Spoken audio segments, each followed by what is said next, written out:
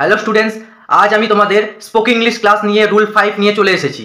তার আগে তোমরা যদি এই চ্যানেলে নতুন হয়ে থাকো, চ্যানেলটি সাবস্ক্রাইব করে রাখো এবং ভিডিওটি ভালো লাগলে একটি লাইক করে রাখো, বন্ধুদের সাথে শেয়ার করো এবং কমেন্টের মাধ্যমে জানিও তোমাদের এই স্পোকেন ইংলিশ ভিডিওগুলি কিরকম লাগছে। আজ আমি দেখো রুল 5-এ দিয়ে দিয়েছি। রুল 5 দেখো, I am trying two plus verb. এর মানে কি? আচ্ছা, কোনো কিছু করার চেষ্টা করতেছি, এটা এর মানে।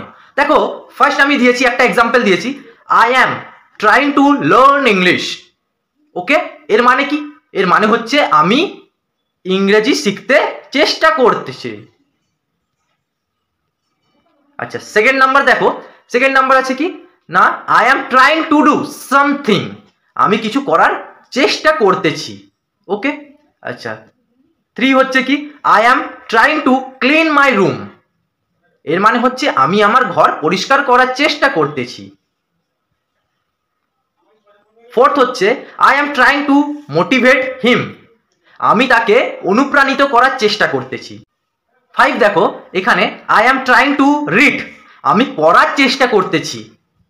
অ্যান্ড 6 আছে কি, 6 আছে দেখো, I am trying two exercise. আমি ব্যায়াম করার চেষ্টা করতেছি। তো তোমরা দেখলে এগুলো, তো এখানে দেখো খুব সহজে তোমরা আয়ত্ত করে নিতে পারবে।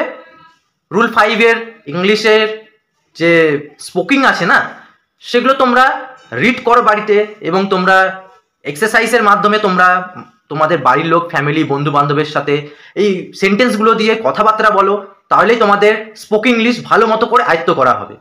এখানে দেখো তোমাদের আমি আই অ্যাম ট্রাইং টু দিয়েছিলাম, তো এরপরে তোমাদের ভাগ বসাতে হতো। তো তোমরা আবার আজকে রুল 5 নিয়ে ফ্যামিলি, বন্ধু বান্ধবের সাথে কথা বলো এই সেন্টেন্স দিয়ে। তাহলে কি হবে, তোমাদের যে দৈনন্দিন জীবন আছে, স্পোকেন ইংলিশের বার্তা আর তোমাদের এক্সারসাইজ খুব প্রবলভাবে তোমরা করতে পারবে এবং নিজের থেকে স্পোকেন ইংলিশ আয়ত্ত করতে পারবে। চলো, আবার দেখা হচ্ছে নতুন কোনো ভিডিও নিয়ে। আজকের ভিডিও এখানেই শেষ।